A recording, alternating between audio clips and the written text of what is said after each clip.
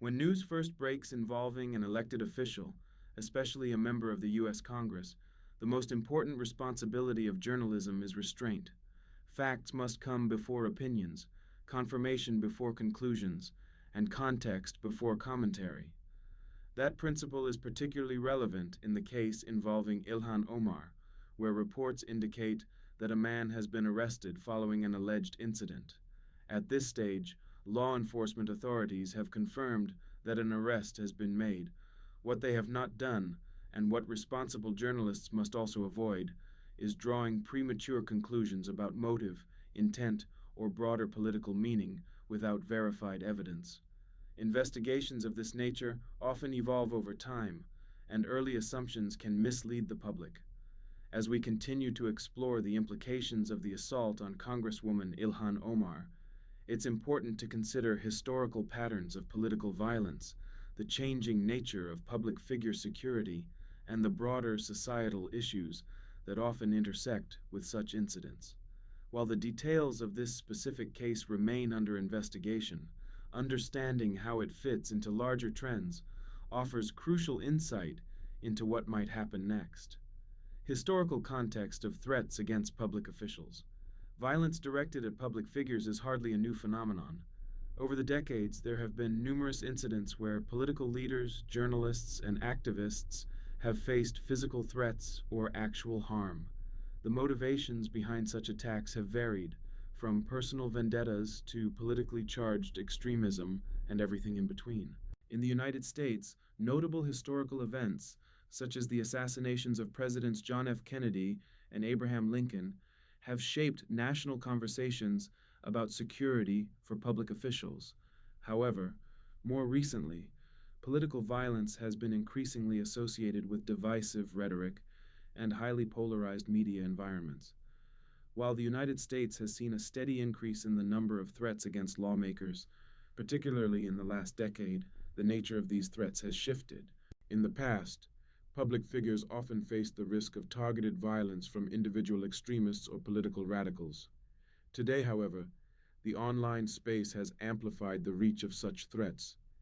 Hate speech, disinformation campaigns, and cyberbullying have created an environment where the line between digital discourse and physical action becomes more porous.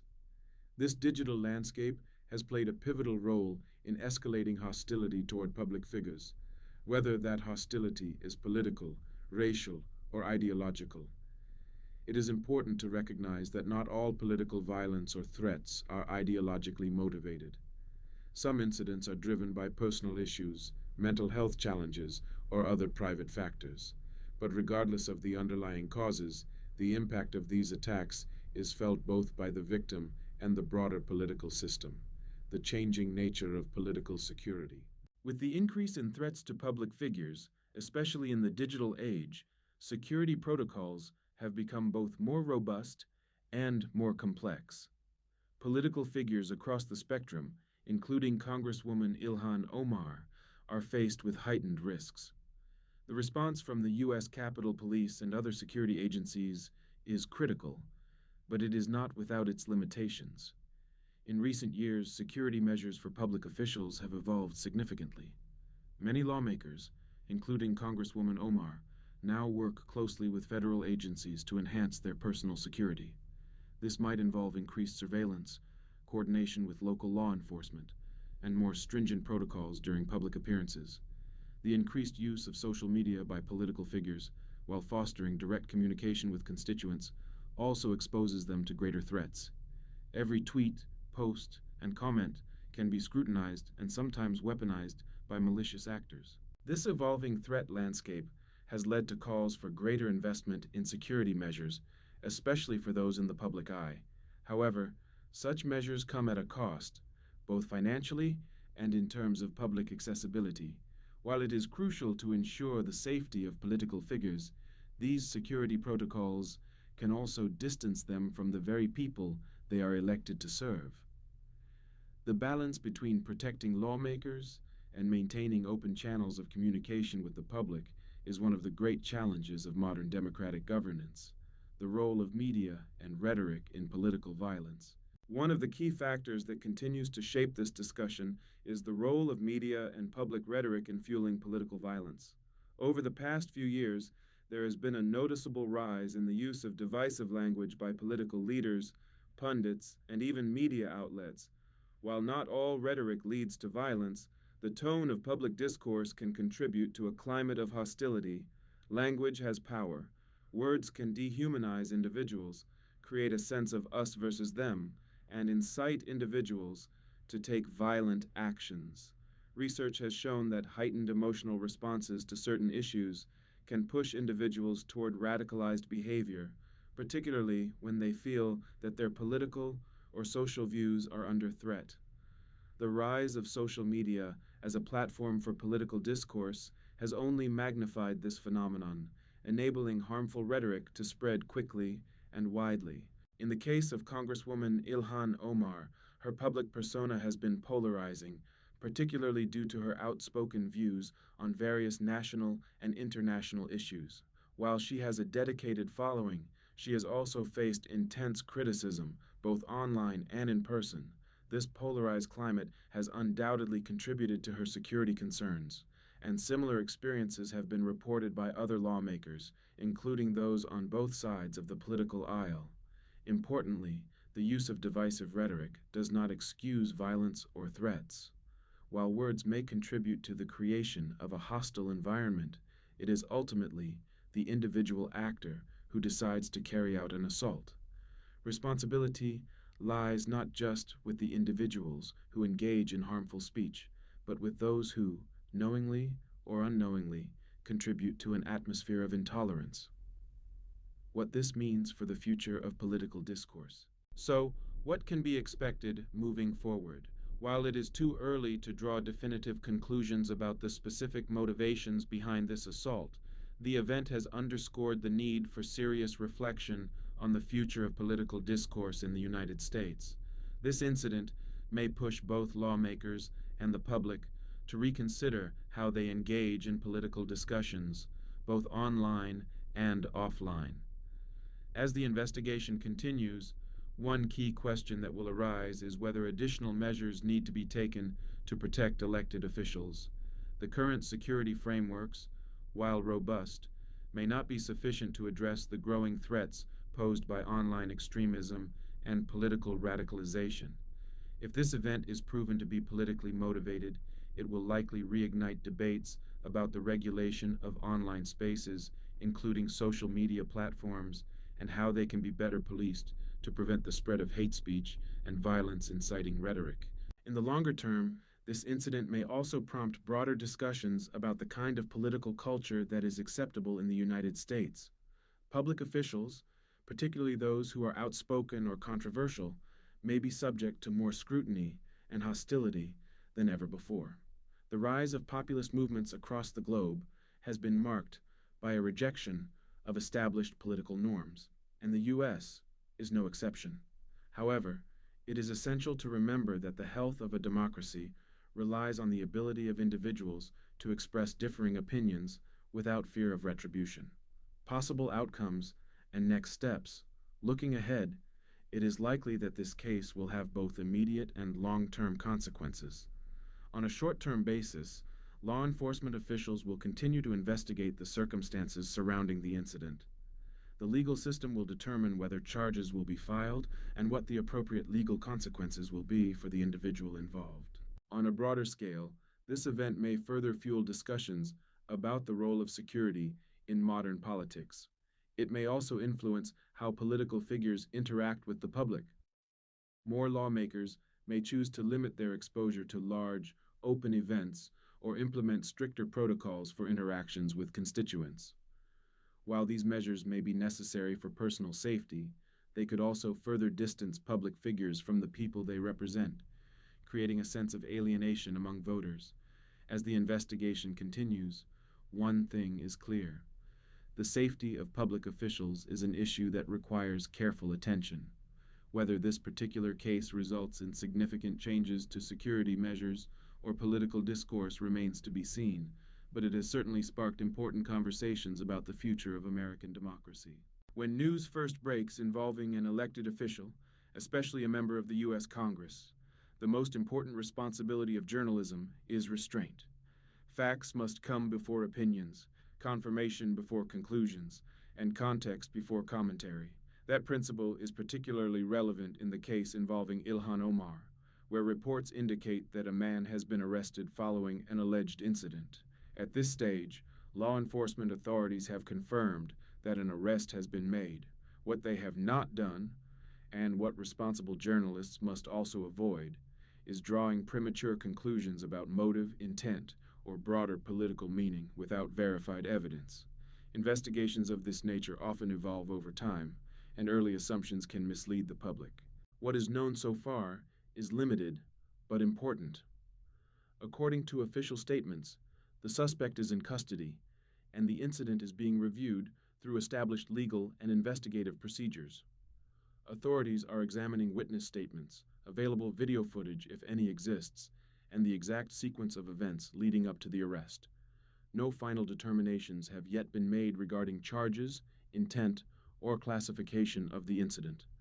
This distinction matters because in today's media environment, speed often competes with accuracy.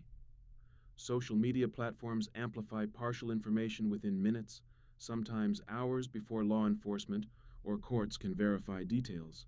For audiences, particularly mature viewers who value credibility over immediacy, separating confirmed facts from online speculation is essential. To understand why this case has drawn such attention, it's important to step back and look at the broader environment in which it occurred. Over the past several years, the United States has seen a measurable rise in threats and confrontations involving public officials. These range from online harassment to in-person disruptions at public events. Federal agencies have previously acknowledged that political polarization has increased emotional intensity around political figures across the ideological spectrum. However, acknowledging that environment does not mean attributing every incident to political extremism.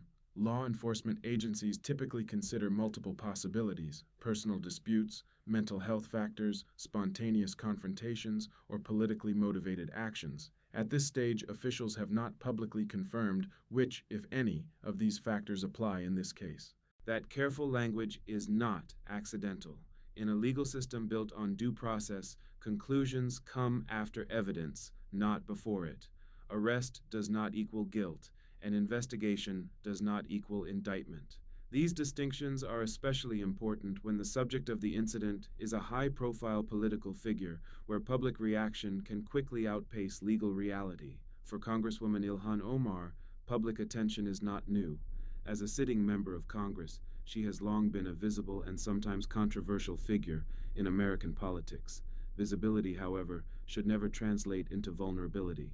Regardless of political views, democratic systems depend on the ability of elected officials to perform their duties without fear of physical confrontation.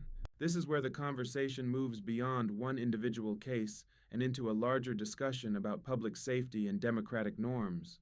In recent years, both Democratic and Republican lawmakers have reported increased security concerns. Some have adjusted public schedules, limited open events, or increased coordination with law enforcement. These measures are not about privilege. They are about preserving institutional stability. At the same time, there is an ongoing debate about how political rhetoric, media framing, and online discourse contribute to real-world behavior. While speech alone does not cause violence, researchers and security experts have pointed out that sustained hostility, dehumanizing language, and misinformation can create environments where confrontations become more likely. That said, responsible journalism avoids making causal claims without data. At this point, there is no official statement linking this incident to online rhetoric, political ideology, or organized movements. Any such connections would require verified investigative findings, not assumptions. Another important aspect of this story is how quickly narratives form, and how difficult they can be to correct once they spread. In similar past cases, early misinformation has sometimes overshadowed later factual updates. That is why law enforcement agencies often release information gradually, prioritizing accuracy over immediacy. From a legal perspective, the next steps are procedural rather than political. Authorities will determine whether charges are filed, what those charges may be, and whether additional evidence is required.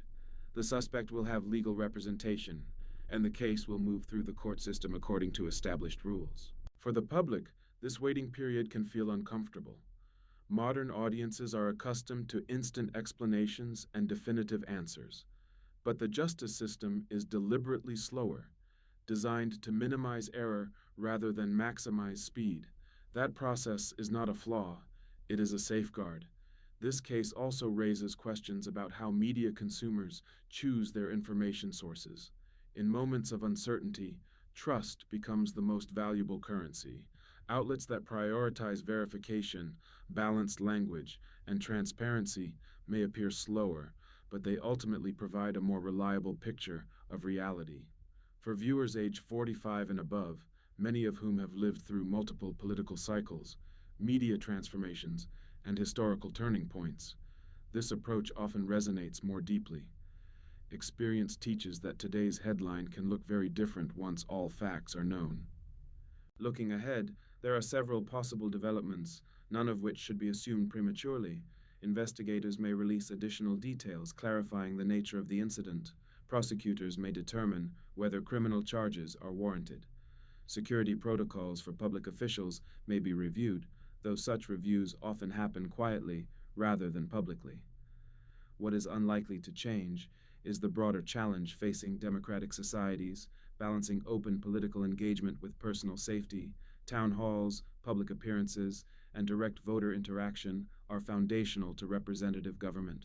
Preserving those traditions while addressing modern security risks is an ongoing, complex task. It is also worth noting that incidents involving public figures often become symbols, sometimes unfairly. One event can be framed as representative of an entire political climate, even when the facts do not support such a sweeping conclusion. Responsible analysis resists that temptation and focuses instead on evidence, patterns, and verified trends. As this story continues to develop, the most important question is not what people assume happened, but what can be proven. Journalism, at its best, does not inflame, it informs. It does not rush judgment, it provides clarity. And it does not ask audiences to choose sides. It asks them to understand reality as it is, not as it is portrayed in fragments online. In the next phase of this discussion, we will examine historical parallels, documented trends in threats against public officials, and how institutions have responded in the past. We will also look at what safeguards exist, where they fall short, and what experts suggest may change in the future, based on evidence, not emotion. As we close out today's video, it's clear that the incident involving Congresswoman Ilhan Omar is just one piece of a much larger puzzle. It raises important questions about the safety of our political leaders, the role of public discourse in fueling tension, and the evolving ways in which the public interacts with elected officials. While this case remains under investigation, it is undeniable that we are living in an era where political violence, fueled by online rhetoric and heightened polarization, is becoming an all too frequent reality. However, as we've seen, the real challenge lies not only in preventing these incidents from happening, but in addressing the root causes of the anger and division that fuel them. What can be done to ensure that public figures, regardless of their political affiliation, can do their jobs without fear of physical harm? How can we improve political discourse so that it remains constructive rather than divisive? These are questions we all need to reflect on as citizens in a democracy. Now the ball is in our court. What are your thoughts on this incident and the growing trend of violence against politicians? Do you think our political culture needs a shift? Or is this just an isolated case? We'd love to hear your opinions. If you found this video insightful, make sure to hit the like button and subscribe to stay updated on future discussions about current political events and societal issues. Don't forget to share your thoughts in the comments section below. Your perspective matters, and we value the conversations that we continue to build with you. Thank you for watching, and until next time, stay informed, stay engaged, and let's keep the conversation going. In the next phase of this discussion, we will examine historical parallels, documented trends and threats against public officials, and how institutions have responded in the past. We will also look at what safeguards exist, where they fall short, and what experts suggest may change in the future, based on evidence, not emotion.